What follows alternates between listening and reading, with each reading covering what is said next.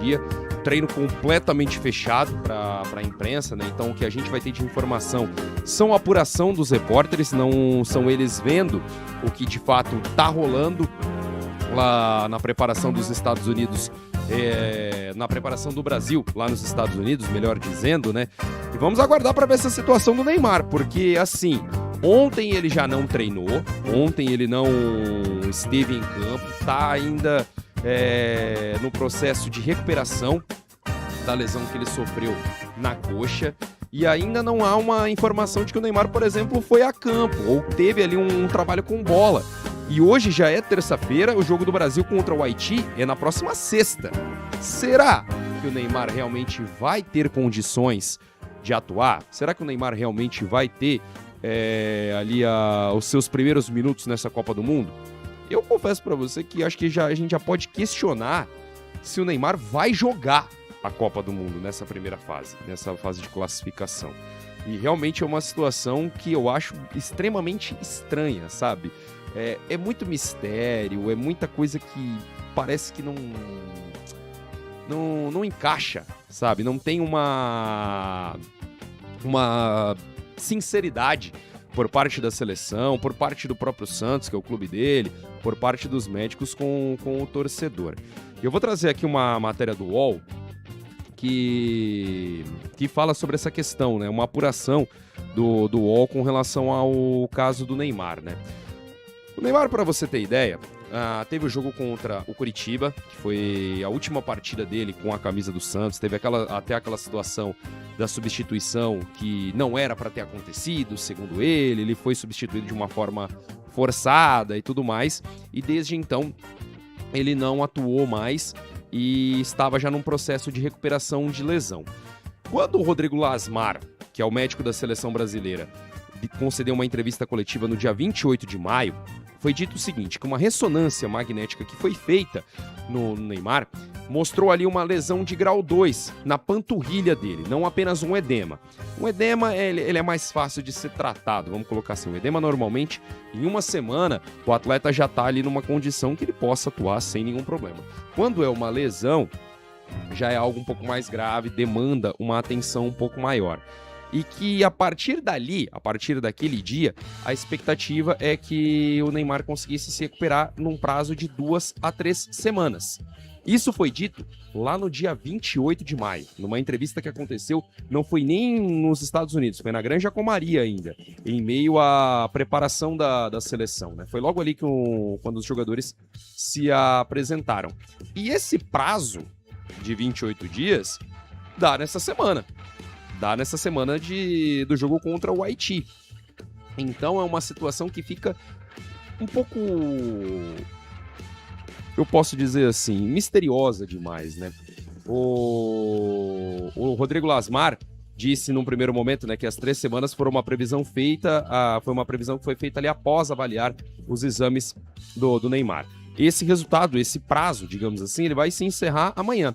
Até a publicação da reportagem pelo UOL, e, de fato, pelo menos pelo que a gente tem de informação até agora, o Neymar ele não treinou com a seleção em campo, né? Ele não conseguiu participar de treinamentos com os demais jogadores da seleção brasileira que estão lá nos Estados Unidos nessa disputa da Copa do Mundo.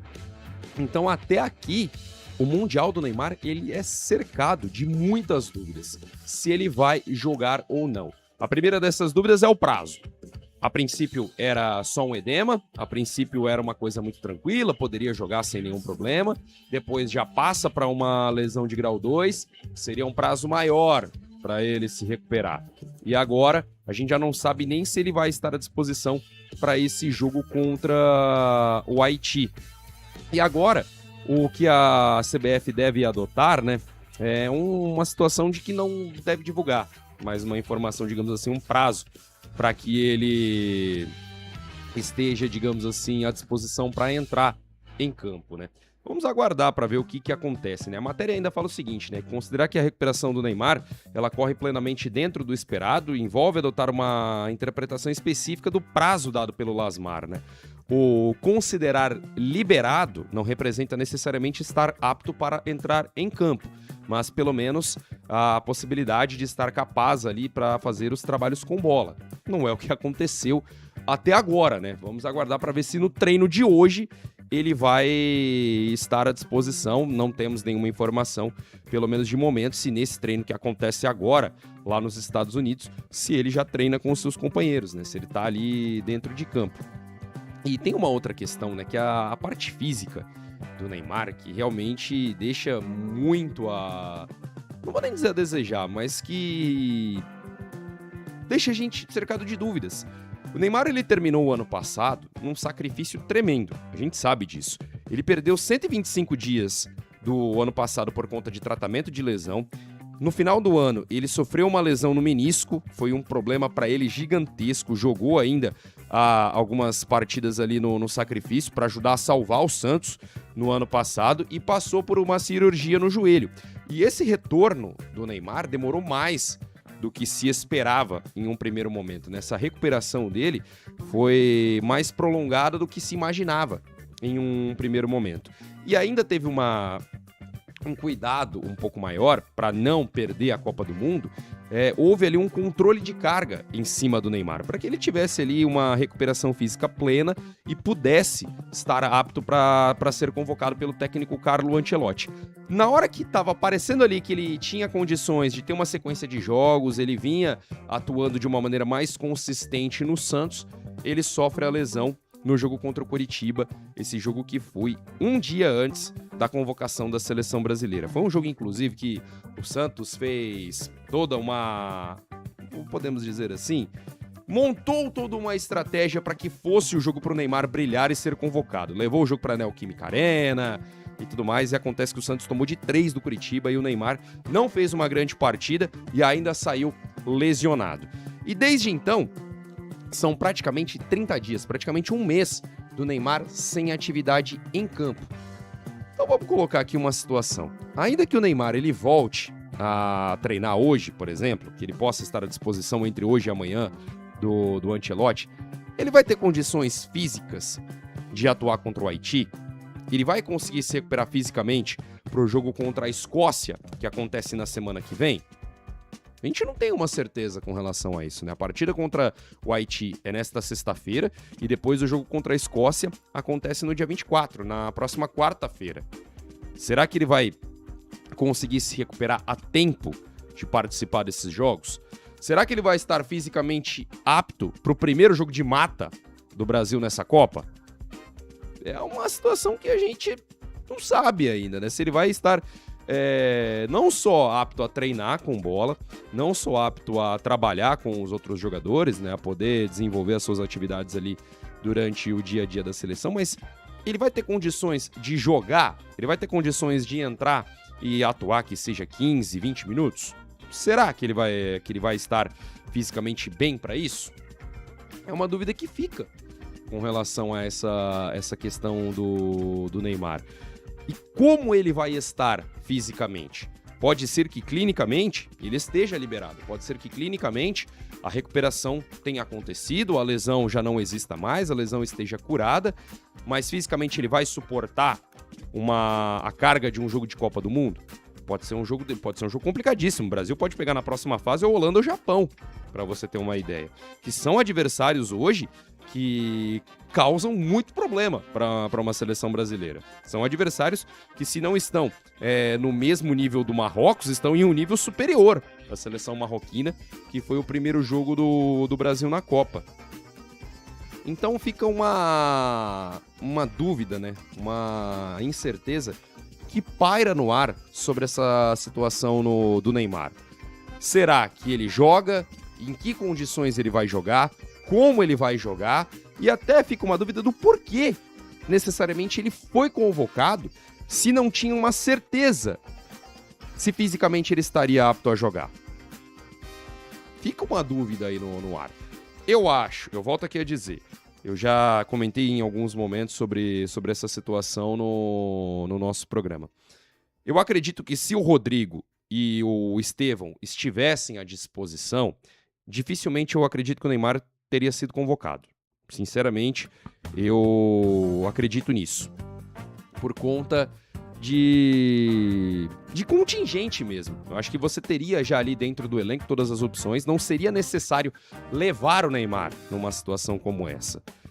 O Ancelotti perdeu esses 2 jogadores por lesão, o Estevão ficou fora por conta de uma lesão no joelho, o Rodrigo também, lesões graves, por isso ficaram de fora da Copa do Mundo, e com a ausência desses 2, tecnicamente você tem uma lacuna grande no elenco. E aí cabe a entrada do Neymar, na minha humilde opinião. Mas precisava se ver também a situação física. Eu acho muito, muito, muito arriscado você deixar, por exemplo, de levar um João Pedro, que era um garoto que tinha feito aí não vou dizer com a seleção, tá? Vou dizer por clubes. Tinha feito um bom ciclo, tava bem no Chelsea, foi eleito um dos melhores jogadores do time na temporada. E aí você não leva o João Pedro para levar o Neymar. O João Pedro, aparentemente, até onde a gente sabe, bem fisicamente, teria condições, sofreu uma lesão ali às vésperas da Copa do Mundo, mas se recuperaria para estar à disposição pro Mundial, quanto a isso, sem nenhum problema. E você deixa o João Pedro de fora para convocar o Neymar. Será que faz sentido? Será que não seria melhor você ter um jogador que poderia estar ali à disposição e poderia fazer diferença? Acho que o João Pedro é um cara que, se você tem no banco de reservas, você tem um cara diferente, digamos assim, para fazer uma alteração, uma mexida no jogo. Por que não numa situação dessa, né? Você ter o cara ali físico, com físico em dia, inteiro e que poderia atuar. Então, a convocação do Neymar, eu tô divagando aqui um pouco, mas tô trazendo alguns pontos que, na verdade, deixam mais dúvidas do que certezas sobre a situação do próprio Neymar. Não acredito que ele vai estar no jogo contra o Haiti. Eu acho que se fosse para ele estar à disposição para jogar, ele já estaria treinando no campo, já estaria treinando com bola com os demais jogadores. Pode ser que ele jogue na partida contra a Escócia na semana que vem, mas aí é muito mais palpite do que informação. Tudo vai depender de como serão os próximos dias do Neymar. E eu volto aqui a falar, tá, gente? Tecnicamente, o Neymar é um absurdo. De um nível assombroso de futebol. É craque. O Neymar é craque, tecnicamente falando. Eu não questiono a habilidade, eu não questiono a técnica, eu não questiono o jogador em si. O que eu questiono hoje é a questão física. Ele tem condições, mesmo de estar com a seleção, ele tem condições de jogar, que seja 15, 20, 30 minutos? Ele tem condições? Hoje, aparentemente, não é o caso. Será que ele vai ter ao longo dessa Copa do Mundo? É um risco. É uma situação que a gente não sabe, de fato, o que vai acontecer. A principal questão é, o prazo para retorno dele hoje é indefinido.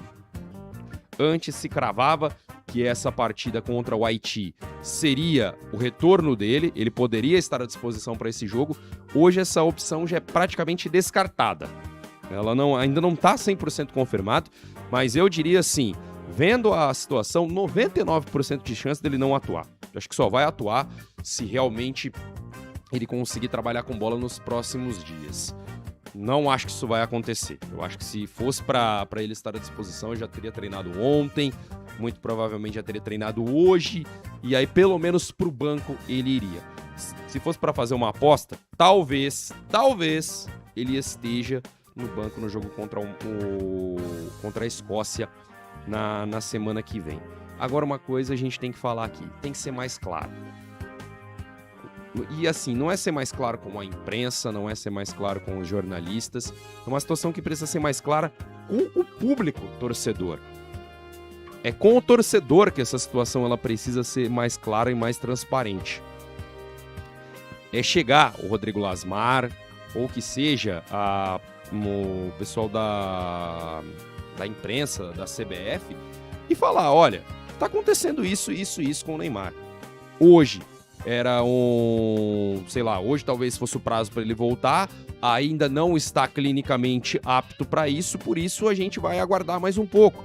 Nem que chegue para não dar um prazo claro, sabe? Pode chegar e falar, gente, a gente não tem um prazo definido.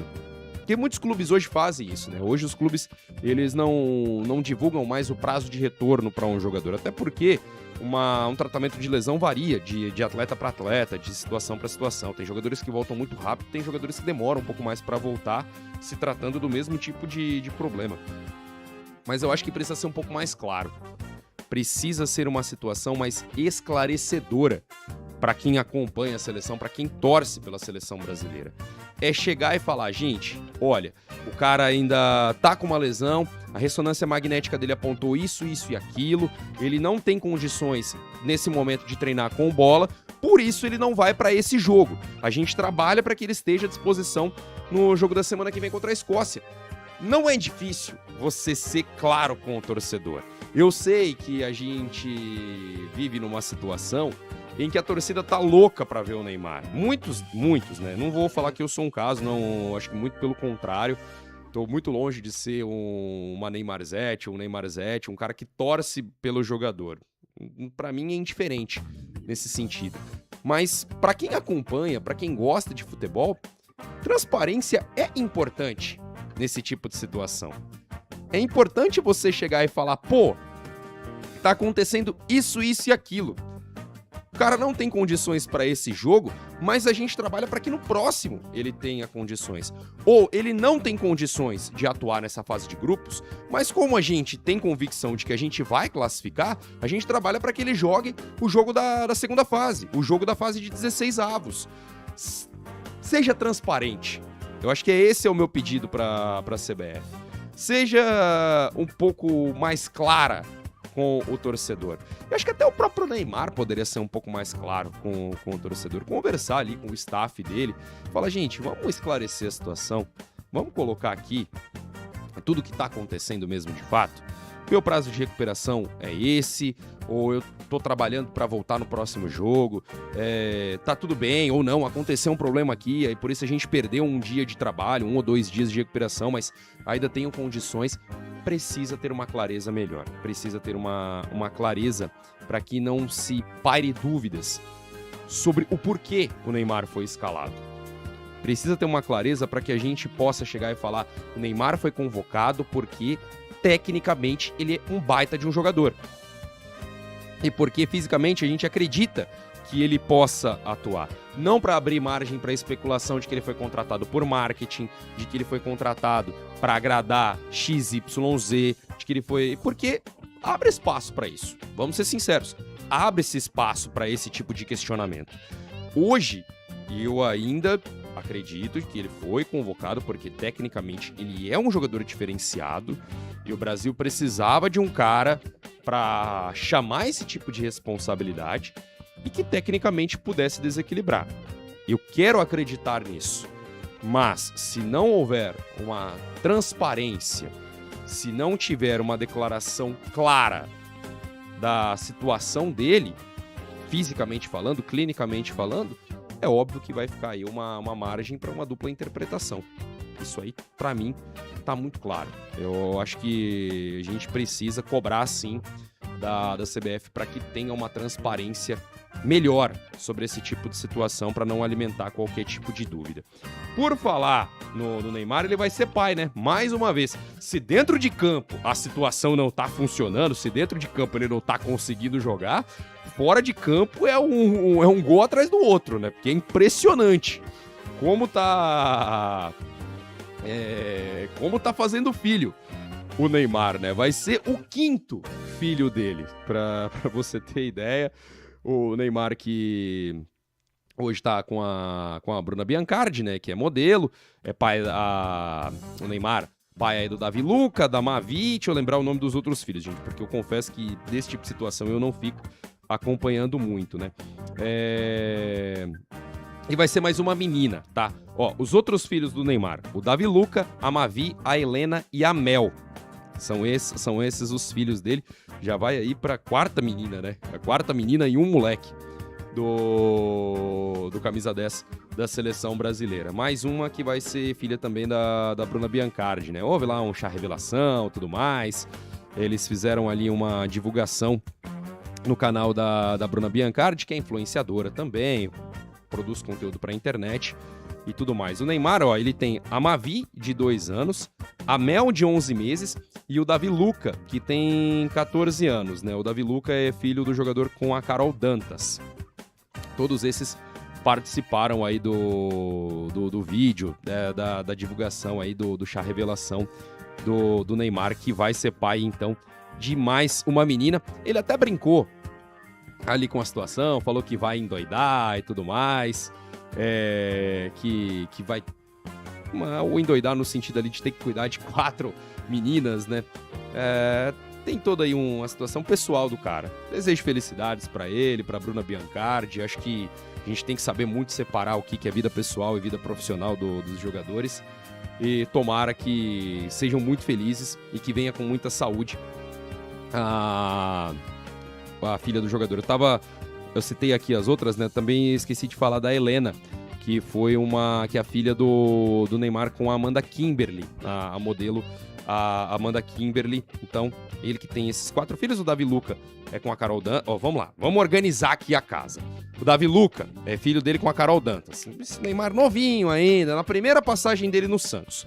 Aí ele tem a Mavi, a Mel e também a Helena, que são... Aliás, a Mavi e a Mel, que são as filhas dele com a Bruna Biancardi. E tem também a Helena, que é filha do relacionamento dele com a Amanda Kimberly. Então ele vai ter a terceira filha, né? Melhor dizendo, com a Bruna Biancardi, além do Davi Luca e da Amanda Kimberly, que são frutos aí de outros relacionamentos do camisa 10 da seleção brasileira. Tô falando. Dentro de campo, não tá conseguindo jogar, tá tendo ali esses probleminhas físicos, mas fora de campo, Neymar tá voando, tá fazendo filho a rodo aí. E convenhamos, tem condição para dar conta de tranquilamente, né? O que ganhou de dinheiro já na vida, o que já construiu de patrimônio, tem condição aí de bancar tudo sem nenhum tipo de problema. Agora 12h58, aqui no SBR Esportes.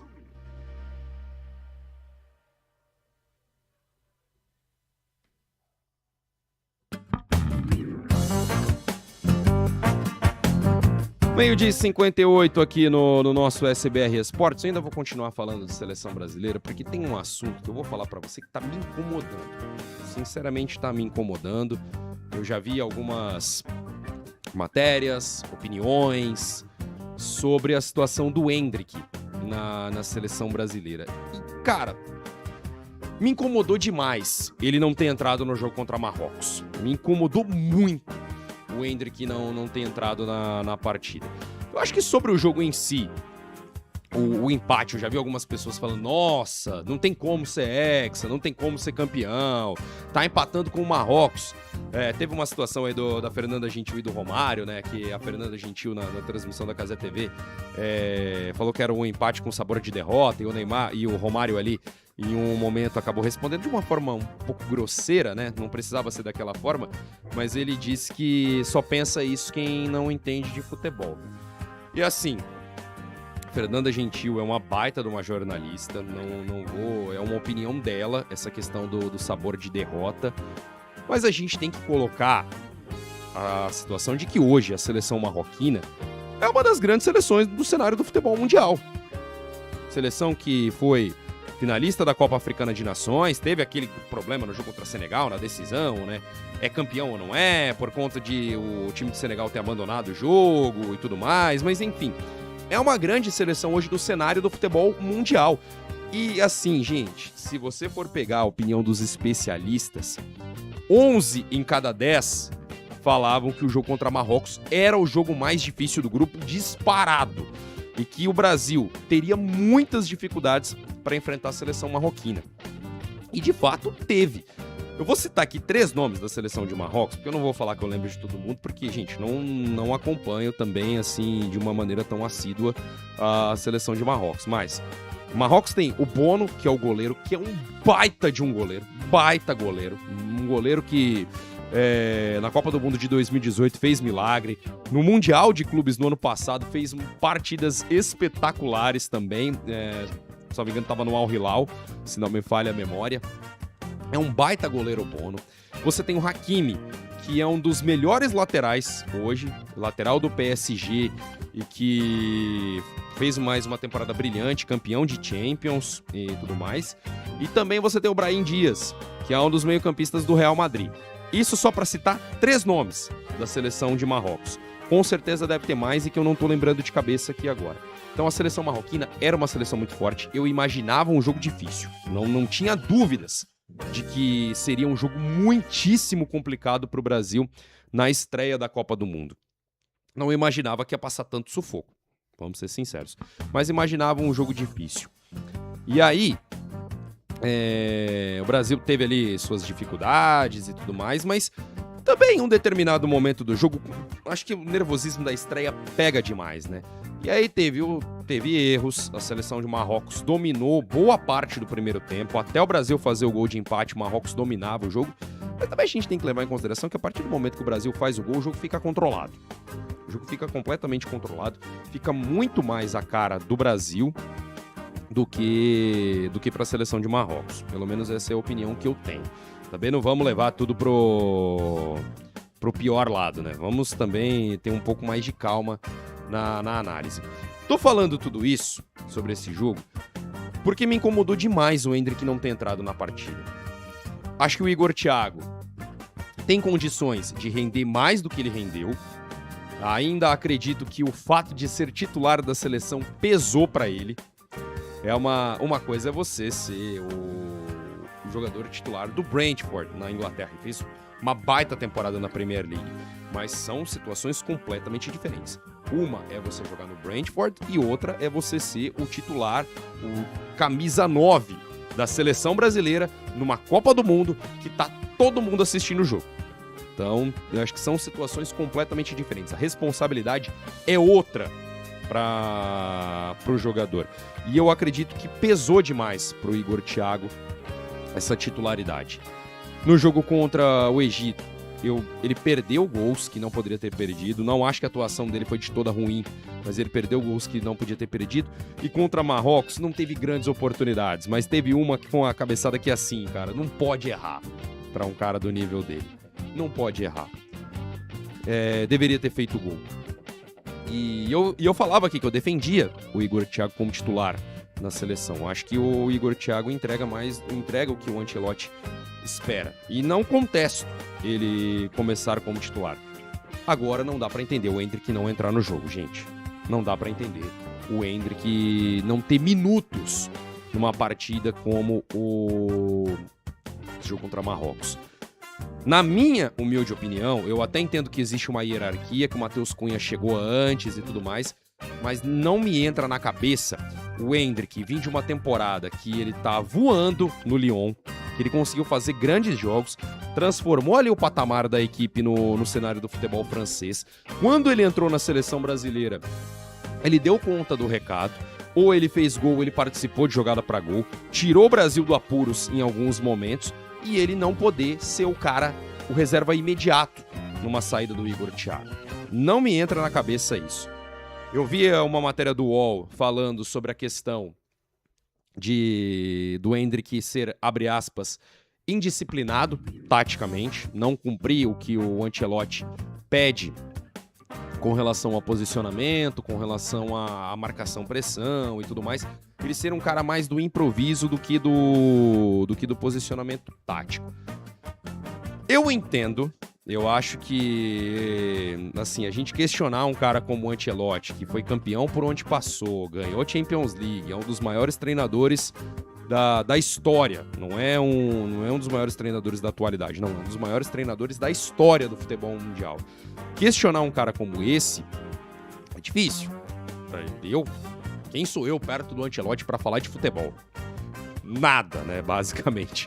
Mas assim, cara, por que não dar minutos pro menino? Por que você precisa sempre ser refém de um planejamento tático? Por que você precisa sempre ser refém de o cara marcar pressão ou ele não poder buscar o jogo, que é uma das questões que foram levantadas aí do porquê que o Endrick ainda não tem tantos minutos com o Ancelotti. Eu sinceramente não entendo, cara. Eu vejo que, assim, a questão da marcação-pressão faz todo sentido. Acho que o atacante ele tem que dar combate lá na frente, ele tem que pressionar a saída de bola da equipe adversária. Eu acho que isso é importante para você retomar a bola o quanto antes, faz parte de um planejamento tático você ter uma ideia como essa, mas cacete, qual que é o problema de você ter pelo menos por alguns minutos, que sejam 10, 15 minutos, para buscar um resultado, você tem um cara, você dá chance pro garoto? Gente, com todo respeito, o Brasil vai, na minha humilde opinião, vai atropelar contra o Haiti. A seleção haitiana não é tão boba quanto parece não, viu? Eu vi algumas questões aí sobre a seleção do Haiti. Pode complicar um pouco mais do que a gente imagina, mas eu acho que o Brasil vai atropelar na sexta-feira. E deve ganhar o jogo contra a Escócia na quarta-feira. O Brasil é amplamente superior. O resultado contra Marrocos, no jogo de sábado, convenhamos, era minimamente importante. O Brasil vai classificar. Isso tá claro, o Brasil vai passar. Não tem o porquê de se descabelar, vai passar da fase de grupos. Passam os 2 primeiros e os 8 melhores terceiros colocados. Com uma vitória já deve ser suficiente para avançar. Então, com uma situação como essa, o porquê você ficar refém somente de um planejamento tático e não colocar o garoto para jogar? Às vezes, eu tenho na minha cabeça que o futebol precisa de um pouco de responsabilidade, principalmente do meio para frente. Você precisa ter um cara que faz o diferente, que tira o coelho da cartola, que busca uma jogada no mano a mano, que vai pro drible, que vai buscar jogo, que não necessariamente esteja preso somente a uma questão tática. Eu acho que a técnica ela tem que se sobressair também em algum momento, ela tem que ser uma opção. Então, com toda essa situação, o porquê não dar uma oportunidade pro Endrick, cara? O porquê você colocar o Matheus Cunha, que pelo menos na minha opinião, nesses jogos não entregou. Não fez o que se espera de um atacante da seleção. Eu, sinceramente falando, se a gente for pegar esse recorte dos últimos jogos e até pela passagem do Endrick pelo Lyon, o Endrick, pra mim, ele tá num estágio à frente do Matheus Cunha. Ou deveria estar em um estágio à frente do Matheus Cunha. Talvez até do próprio Igor Thiago. Acho que ele estaria à frente, inclusive, do próprio Igor Thiago. Por uma questão tática, eu entendo ele não ser titular. Mas por que não colocar o garoto, pelo menos, pra jogar? Por que não colocar ele pra fazer alguns minutos, sendo que sempre que ele entrou, ele fez a diferença? Eu vi algumas pessoas falando, pô, na partida contra o Egito, apesar do gol, não foi uma grande atuação do Endrick e blá, blá, blá, blá, blá, blá. Beleza. Eu concordo com isso, não fez uma grande partida, mas tava lá pra decidir, sabe? E aí, numa fase de grupos que você pode fazer teste, você pode ir habituando o jogador já a pegar esse clima de Copa do Mundo, pra na hora do vamos ver, vamos colocar numa situação que ele não seja o titular, mas que ele entre durante o jogo, ele possa entrar e resolver, sabe? Então, assim, eu queria muito, muito, muito mesmo que o Endrick tivesse minutos no jogo contra o Haiti nessa sexta-feira. Não acredito que ele vai ser titular, não acho que o Ancelotti vai mudar isso para esse jogo. Eu apostaria, Alex, apostaria. Colocaria o Endrick como titular e apostaria muito na escalação dele no jogo contra o Haiti. Mas não acho que o Ancelotti vai fazer isso. Não acho que ou ele vai com o Matheus Cunha ou ele vai com o Igor Thiago. Mas pelo menos, Ancelotti, dá minutos pro garoto. O garoto é muito bola, ele é muito bola, ele tem uma... Como a galera gosta de falar hoje, né, os mais jovens, né, ele tá pronto pra farmar a aura. Ele tem aura, esse menino, é um negócio absurdo. Como muitas vezes ele tem uma estrela pra chegar e marcar. No Real Madrid foi assim, jogo de Champions, chegou cravando. Jogos decisivos pelo Palmeiras, ele foi lá, chamou a responsabilidade e fez. Seleção brasileira, primeiro jogo dele, convocado pela seleção, ele vai lá e resolve uma partida contra a Inglaterra. Depois empata um jogo contra a Espanha, sabe? Eu entendo você priorizar quem tem uma disciplina tática maior. Mas, pô, deixa a técnica falar um pouquinho também, Ancelotti. Bota o garoto pra jogar, bota o garoto pra ter minutos, bota esse garoto pra fazer gol, pô. Não custa. Eu, sinceramente, Não entendi o fato dele não ter entrado na partida contra o Marrocos. E a única substituição que eu realmente contesto. Acho que as outras, o Ancelotti foi bem no que ele fez. A mudança dos volantes, eu acho que deu uma consistência maior para a seleção brasileira, com as entradas ali do Danilo e do Fabinho. Inclusive, eu mudaria para esse jogo contra o Haiti. Na minha cabeça, seria uma situação a ser pensada, porque, sinceramente falando, Casemiro e Bruno Guimarães, na minha humilde opinião, fizeram uma partida muito abaixo do que eles podem entregar, muito abaixo. E Danilo e Fabinho fizeram um bom jogo. Acredito que hoje estariam ali à frente do Casemiro e do Bruno Guimarães. Entendo que o Ancelotti ele vai preservar esse critério de confiança, de hierarquia, de serem jogadores tarimbados, experientes, mas não dá pra vacilar da forma como o Brasil vacilou em muitos momentos na marcação. Eu acho que nesse ponto eu tiraria pelo menos um dos dois. Talvez colocar o Danilo Santos, né, que é o Danilo do Botafogo, no lugar do Casemiro, ou quem sabe o Fabinho no lugar do Bruno Guimarães, mas voltaria aí faria alguma mudança. Tô olhando aqui pra minha TV, porque agora, informação que acabou de ser divulgada do GE.com, que o Neymar treinou em campo, hein? Não treinou com bola, mas já foi pro campo. Tá em processo de transição física. Correu, já divulgaram a imagem dele correndo no campo e tudo mais. Então, a informação de agora é de que o Neymar treinou em campo com a seleção no treino de hoje. Entretanto, sem contato com a bola ainda pro zagueiro. Da onde que eu tirei zagueiro? Pro atacante da seleção brasileira. Será que vai pro jogo? Será que vai pra partida de sexta-feira contra o Haiti?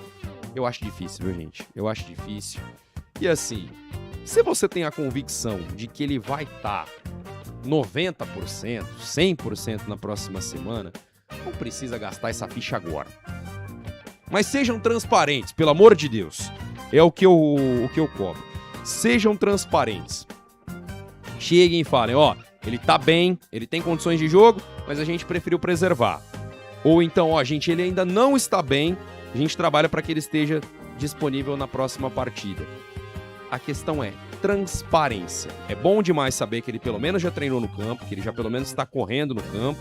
Vamos ver se ele vai treinar com bola nos próximos dias e saber qual é de fato o retorno do Neymar. Mas eu só peço um pouco mais de transparência por parte da CBF. Eu vou até aqui abrir a notícia no GE para ver se tem mais alguma atualização com relação a isso.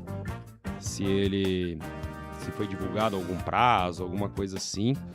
Mas que ele treinou em campo, ele já treinou. Já correu. Só ainda não teve nenhum trabalho com bola. Vamos ver aqui o que diz a notícia. Deixa eu pegar aqui o portal do GE para trazer para você que me acompanha no rádio em 92.1 FM e também pelo nosso canal no YouTube. Inclusive, aproveitei a oportunidade. Mandei sua mensagem no nosso WhatsApp, 14 3879 6039. 14 3879 6039 é o WhatsApp aqui da SBR. Manda aí sua mensagem, participa comigo. Você mandando mensagem de áudio, eu vou te colocar no ar, hein? Vou te colocar no ar para você falar também aqui sobre a seleção brasileira. Vamos então trazer aqui a atualização com relação ao caso do Neymar. A página deve estar também muito sobrecarregada, né? Porque realmente não está nem carregando aqui agora. Deve estar todo mundo procurando saber qual é a situação do camisa 10 da seleção brasileira. Será que vai pro jogo ou será que não? Deixa eu ver aqui. Vamos ver. Tô dando um F5 aqui, não vai. O computador resolveu... Não é nem o computador que resolveu travar, não, viu? Foi a própria página mesmo que resolveu travar, não tá carregando. Vamos ver se pelo celular a gente consegue fazer esse acesso.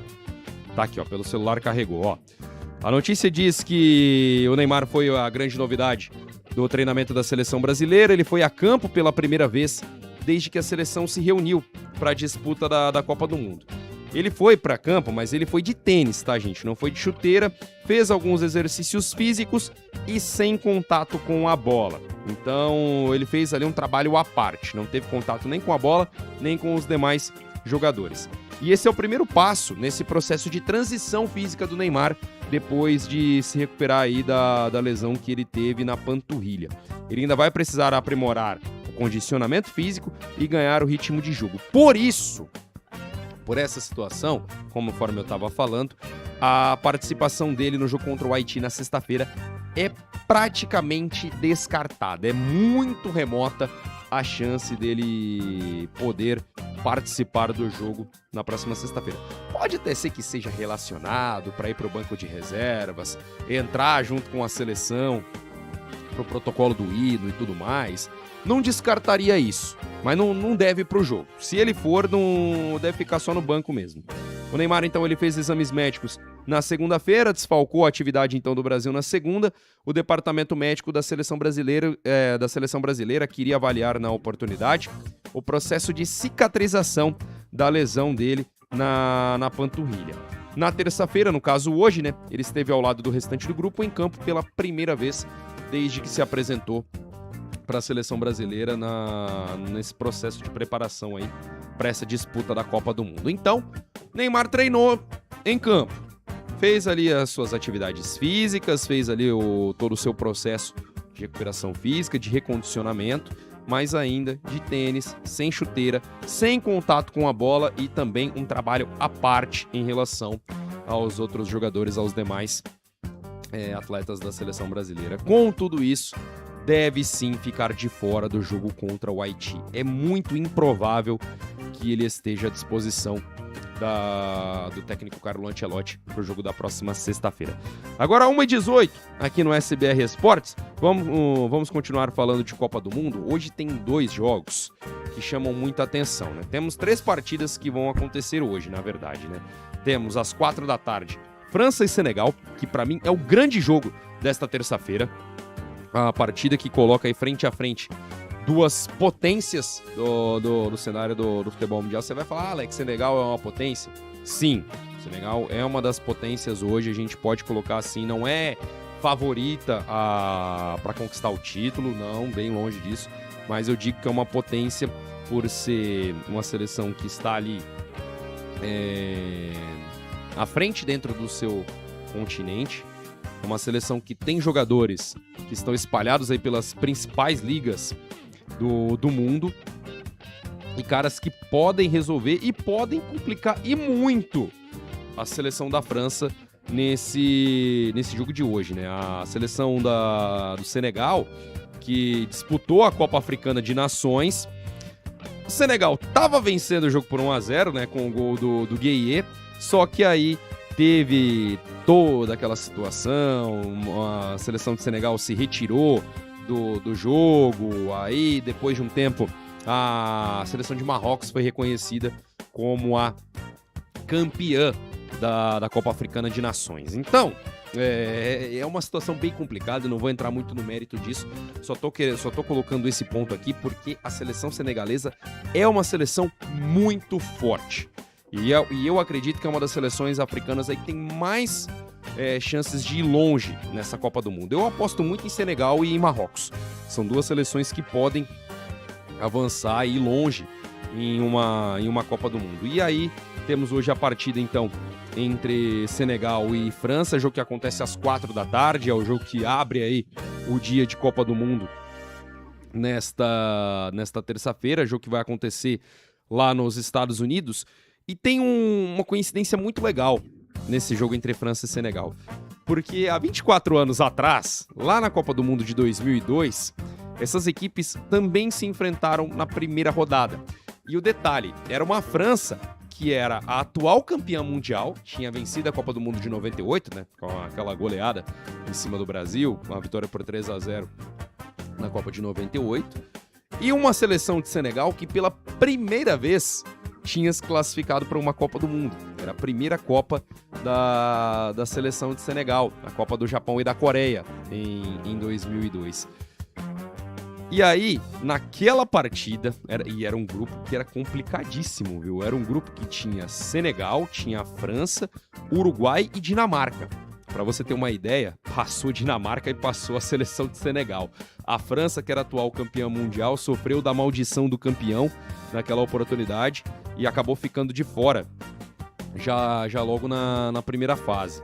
E tem uma coincidência bem interessante, que o zagueiro da seleção senegalesa, né, o Mamadou Sarr, que hoje joga também no Chelsea, na Inglaterra, ele é filho do Pape Sarr, que também era jogador da seleção de Senegal naquele ano de 2002. Fez parte daquele elenco de Senegal que bateu a seleção da França e fez história na Copa do Mundo de 2002. E coincidentemente, essas equipes elas voltam a se enfrentar numa primeira rodada de Copa, jogo que acontece hoje, às 4 da tarde. E eu vou te falar, é um confronto muito difícil para a seleção da França. Acho que a França já estreia pegando de cara uma seleção forte. Assim como o Brasil pegou o Marrocos logo de cara, a seleção da França também já tem uma parada duríssima contra o Senegal. O Senegal que é a seleção do Sadio Mané. Só para você ter uma ideia, jogador que fez história no Liverpool, hoje está no futebol árabe, joga muita bola. É uma seleção que tem uma condição aí de fazer uma grande Copa do Mundo. Não duvido de que Senegal consiga ir longe nessa Copa. Só para você ter uma ideia, eu vou pegar aqui os convocados da seleção de Senegal para citar alguns nomes. O Mendy é o goleiro, e é muito bom goleiro, inclusive o Mendy da seleção de Portugal. Falei do Mamadou Sarr, que o pai dele jogou a Copa de 2002, a zagueira do Chelsea. Você tem também o Koulibaly, que é um baita zagueiro, hoje também está no futebol da Arábia Saudita. Entre os defensores tem o Niakhaté também, que é um jogador bastante interessante e que hoje defende o Lyon na França. Entre os meias da seleção senegalesa, o Gueye é um cara que também tem um futebol bastante interessante, hoje defende a equipe do Everton na Inglaterra. Você tem o Diaye, que é do Bayern de Munique, tem o Pape Gueye também no Villarreal. Só alguns nomes aí pra você ter ideia. E aí os atacantes, o Sadio Mané é o principal destaque dessa seleção. Você tem o Mbaye também, o Ibrahim Baye da seleção de Senegal, que joga hoje no PSG. Então, alguns nomes interessantes aí dessa seleção senegalesa. A França tem uma parada duríssima, né? Mas também tá certo que você vai ver aí os convocados da França. Você tem Mbappé, você tem Olise, tem aí também deixa eu pegar aqui que agora me fugiu os nomes dos jogadores da França. Vou pegar a lista de convocados da França aqui. Você tem aí, eu citei dois que foram os dois que me vieram na cabeça logo de cara, né? Que é o Mbappé e o Olise, que são jogadores fenomenais. Você tem o Kanté também, verdade, tinha esquecido que o Kanté tinha sido convocado. O Kanté que foi campeão com a seleção francesa em 2018. Você tem o Tchouaméni também, que é um baita de um jogador que hoje defende a equipe do Real Madrid. Os defensores, o Upamecano, Saliba, o Malo Gusto, Lucas Hernandes. Cara, é um timaço esse time da França, né?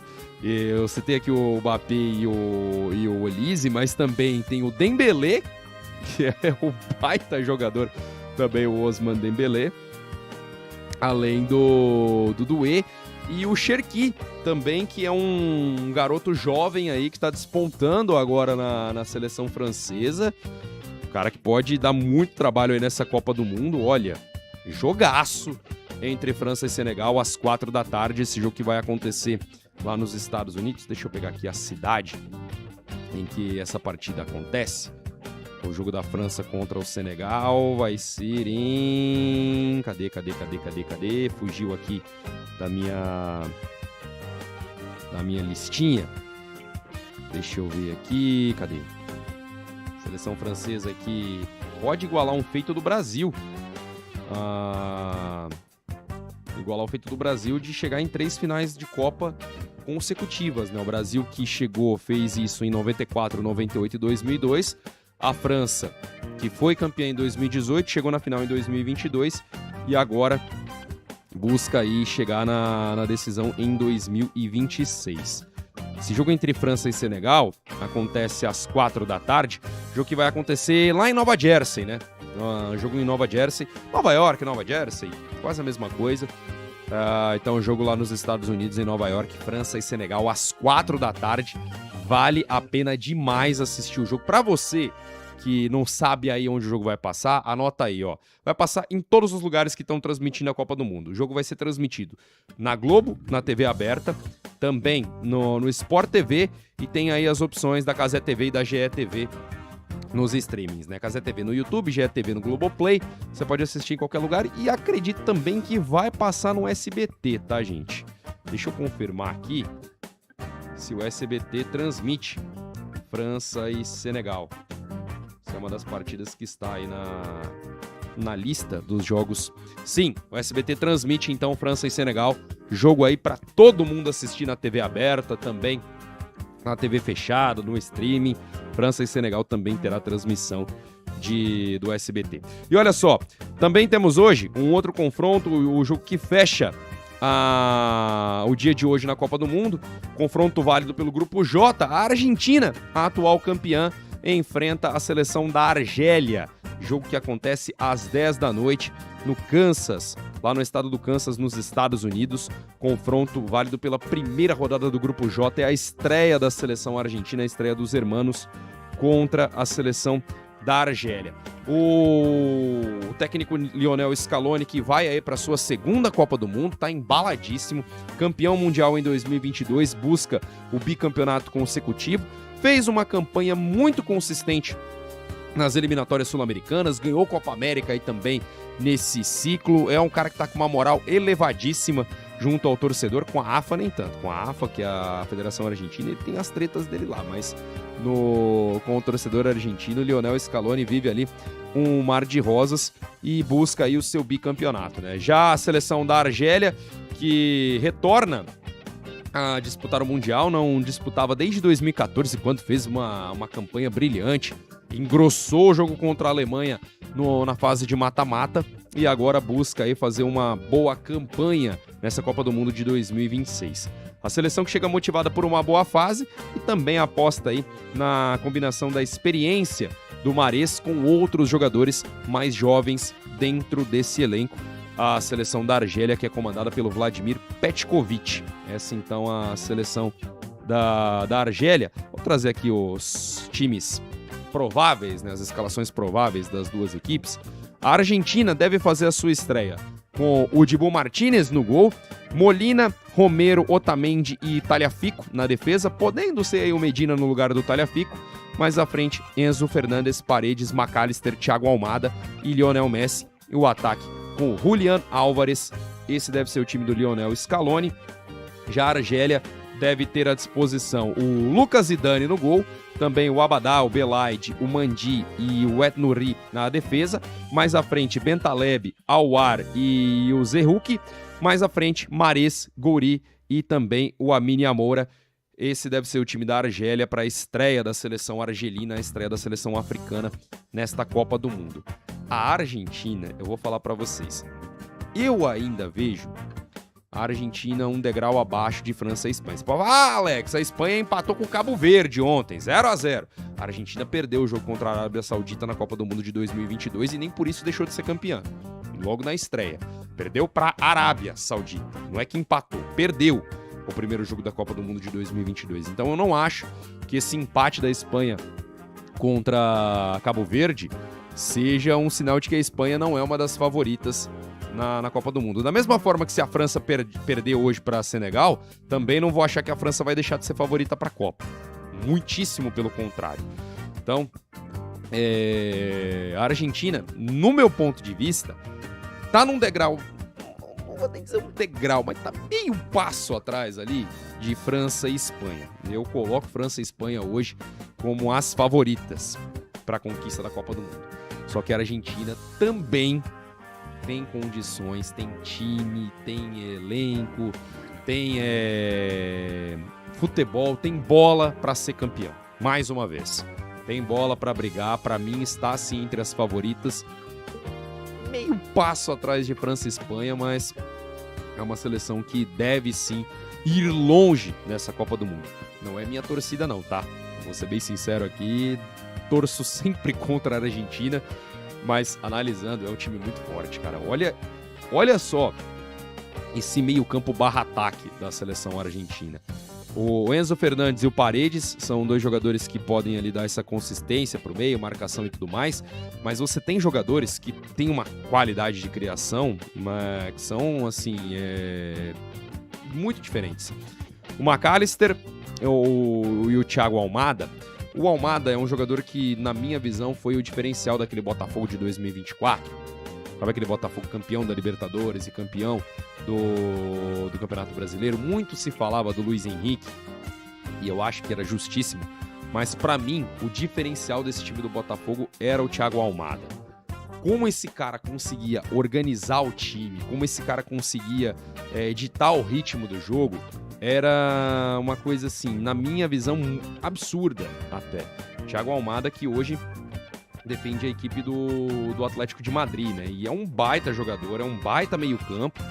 E acredito sim que pode aí ser o diferencial dessa seleção da Argentina. E o Messi, beleza, tá jogando lá na MLS, um nível de futebol completamente diferente das principais ligas do futebol mundial. Acho que inclusive até um nível de futebol talvez até abaixo do Campeonato Brasileiro, para você ter uma ideia, mas o Messi é o Messi. Ele é um cara que, se você dá liberdade para ele trabalhar, esquece. Joga muita bola, joga muita bola. E além de tudo isso, tem o Julián Álvares, que é um grande jogador também, um baita atacante. Essa seleção da Argentina, olha, eu vou te falar, tem condições de ir muito longe nessa Copa. E é um jogo pra gente ficar de olho. Então, às 10 da noite, a estreia da seleção argentina diante da Argélia na Copa do Mundo. Dessa Copa do Mundo de 2026, a Copa disputada nos Estados Unidos, no México e também no Canadá. Gente, agora 1h33, eu encerro por aqui essa edição do SBR Esportes. Esqueci de citar que ainda temos mais um jogo hoje também pela Copa do Mundo. Temos o jogo do Iraque, hoje na Copa. Iraque e Noruega jogam às 7 da noite. Esse jogo que tá marcado para as 7 da noite, a partida válida pelo grupo I da competição. Então, Iraque e Noruega também fazendo aí a sua estreia nessa Copa. Teremos aí Erling Haaland fazendo a sua estreia em Copas do Mundo, né? Jogo que acontece lá em Foxborough, estádio em Boston. Vai ser no estádio do New England Patriots, né? No estádio do New England Patriots, time famosíssimo de futebol americano lá nos Estados Unidos. Teremos então Haaland em campo, jogo que é válido também pelo grupo de França e Senegal. Então, para ficar de olho aí nessa partida. Tá certo então, pessoal? Agradeço demais o carinho da sua audiência. A gente volta amanhã a partir do 12h30 para falar muito sobre esses jogos de hoje e também sobre os jogos de amanhã. Um forte abraço e até a próxima. Tchau, tchau!